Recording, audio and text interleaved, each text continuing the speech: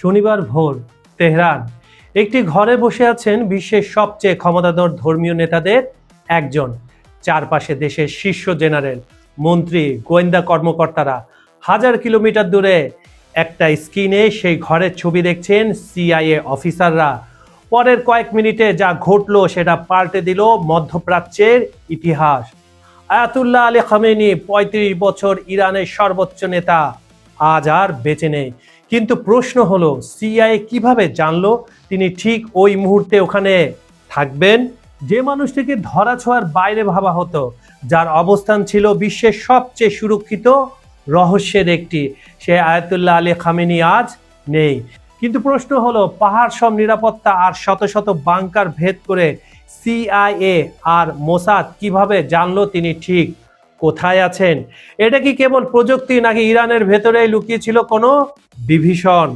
আসসালামু আলাইকুম বন্ধুরা, খবর সংযোগের বিহাইন্ড দ্য সিনের আজকের এপিসোডে আজ আমরা দেখব কিভাবে মাসের পর মাস খামেনিকে ট্র্যাক করেছিল সিআইএ, কেন হামলার সময় হঠাৎ বদলে ফেলা হলো, ইরানের কোন ভুল তাদের সবচেয়ে বড় সর্বনাশ ডেকে আনলো, এবং এই ঘটনার পর বিশ্বের কোন কোন দেশ এখন সবচেয়ে বিপদে।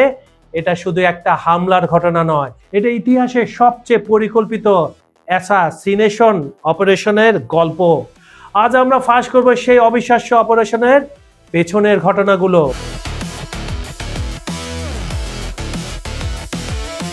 পশ্চিমা মিডিয়া বছরের পর বছর বলে এসেছে ইরানের সর্বোচ্চ নেতা গোপন বাংকারে থাকেন, তার অবস্থান কেউ জানে না, তিনি অদৃশ্য।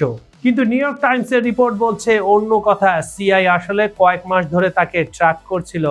ধীরে ধীরে তারা বুঝতে পারছিল তার চলাফেরার একটা প্যাটার্ন আছে। তিনি নিয়মিত কাজ করতেন, অফিসে যেতেন। মানুষ যখন মনে করে সে নিরাপদ, তখনই সে সবচেয়ে বড় ভুল করে।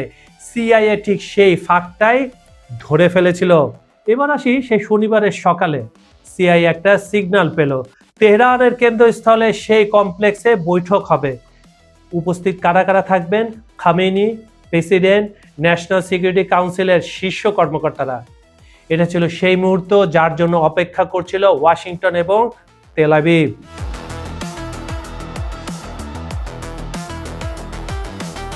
রাতের অন্ধকারে হামলা, যখন শহর ঘুমিয়ে আকাশ কালো, রাডার বিভ্রান্ত, কিন্তু হঠাৎ সব বদলে গেল।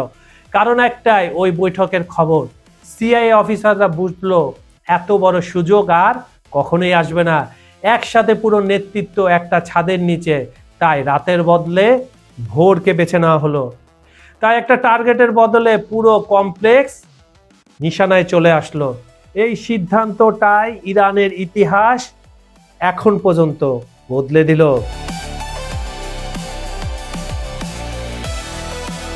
ইসরায়েলি বিমান বাহিনী দাবি করেছে তারা মাত্র একদিনে ১২০০-র বেশি বোমা ফেলেছে। ভাবুন তো একবার, কি পরিমাণ বারুদ আকাশ থেকে ঝরেছে। তেহরানে সেই কমপ্লেক্স যেখানে প্রেসিডেন্ট, সর্বোচ্চ নেতা এবং জাতীয় নিরাপত্তা পরিষদের অফিস ছিল, সেটি মুহূর্তে ধুলোয় মিশিয়ে দেওয়া হলো। স্যাটেলাইট ইমেজে দেখা গেছে খামেনির কার্যালয় বা লিডারশিপ হাউসের একটি বড় অংশ পুরোপুরি ধ্বংস হয়ে গেছে। শুধু খামেনিই নন, তার পরিবারের সদস্য এবং ইরানের সেনাপ্রধান ও প্রতিরক্ষা মন্ত্রীও এই হামলায় প্রাণ হারিয়েছেন। এক আঘাতেই যেন ইরানের পুরো কমান্ড সেক্টর ধসিয়ে দেওয়া হয়েছে, এমন ভাবনা ওয়াশিংটন আর তেল আবিব করছে। কিন্তু ইরান হচ্ছে বীরের জাতি, তারা জানে কিভাবে ধ্বংসস্তূপ থেকে আবার দাঁড়াতে হয়, হামলা করতে হয়, পাল্টা হামলা করতে হয়, এবং সেটাই ইরান করছে। গতকাল থেকে আমি যে আপনাদের সাথে কথা বলছি, এখন পর্যন্ত শত শত ব্যালিস্টিক মিসাইল, শত শত ড্রোন, হাজার হাজার ক্যামিকাজি ড্রোন নির্দিষ্ট টার্গেটে হামলা চালিয়ে যাচ্ছে ইরান। এখন বুঝবে খামেনি না থাকায় ইরানের চেয়ে সবচেয়ে বড় শক্তি। এই ঘটনা শুধু মধ্যপ্রাচ্য নয়, পুরো বিশ্বকে কাঁপিয়ে দিয়েছে। করাচিতে মার্কিন কনসুলেটে হামলা হয়েছে, ৯ জন মারা গেছেন। ইরাকের অবস্থাও শোচনীয়, কিন্তু সবচেয়ে বেশি টেনশনে আছে কারা জানেন? আমাদের প্রতিবেশী ভারত। কেন? আপনাদের মতো আমারও মনে এই প্রশ্নটা যাচ্ছে, কেন ভারত? কারণ ইরানের চাবাহার বন্দরে ভারতের কোটি কোটি ডলারের ইনভেস্টমেন্ট আছে। খামেনির পর যদি ইরানে আমেরিকাপন্থী কোনো সরকার আসে, তবে ভারতের চাবাহার প্রজেক্ট আর মধ্য এশিয়ায় যাওয়ার স্বপ্ন দুটোই কি শেষ হয়ে যাবে? চীন আর পাকিস্তান কি এই সুযোগে ভাগ বসাবে? দিল্লি সাউথ ব্লকে এখন নির্ঘুম রাত কাটছে কর্মকর্তাদের।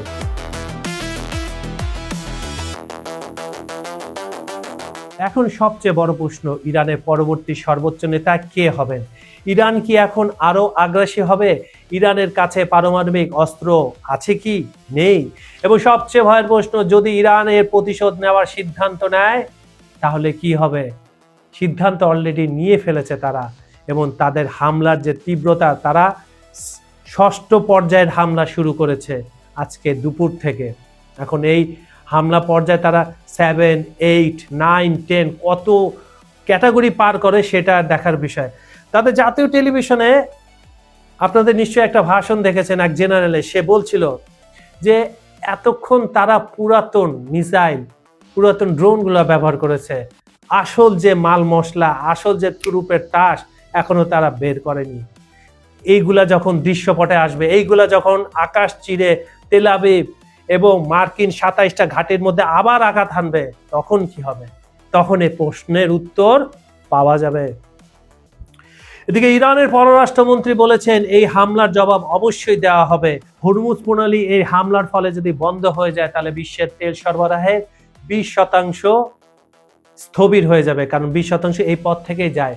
তেলের দাম ব্যারেল প্রতি $200 থেকে $300 ছাড়িয়ে যেতে পারে। খামেনির মৃত্যু কি মধ্যপ্রাচ্যে শান্তির পথ দেখাবে, নাকি এটি এক মহাপ্রলয়ের শুরু?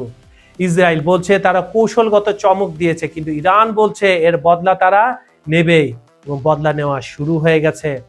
আপনারা কি মনে করেন বন্ধুরা? আপনাদেরই আমি বলছি, এই হত্যাকাণ্ড কি তৃতীয় বিশ্বযুদ্ধের দিকে আমাদের ঠেলে দিচ্ছে? কমেন্টে আপনার মতামত জানান। ভিডিওটি ইনফরমেটিভ মনে হলে শেয়ার করুন এবং সাবস্ক্রাইব করতে ভুলবেন না। বিজ্ঞাপন ও প্রমোশনের জন্য ডেসক্রিপশনে দেওয়া নাম্বারে এখনই আপনারা যোগাযোগ করতে পারেন। খবর সংযোগের বিহাইন্ড দ্য সিনের অনুষ্ঠানটি আপনারা পৃথিবীর কোন প্রান্ত থেকে দেখছেন একটু কষ্ট করে আমাদের কমেন্টে জানিয়ে দিন।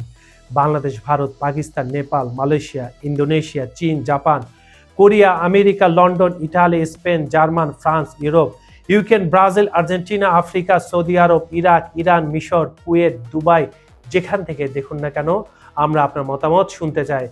আজ এই পর্যন্ত আমি কাজল হায়দার বিদায় নিচ্ছি, কিন্তু প্রতিশ্রুতি থাকলো কাল একই সময়ে আবার ফিরবো নতুন টপিক, গভীর বিশ্লেষণ আর আরো বড় দৃষ্টিভঙ্গি নিয়ে।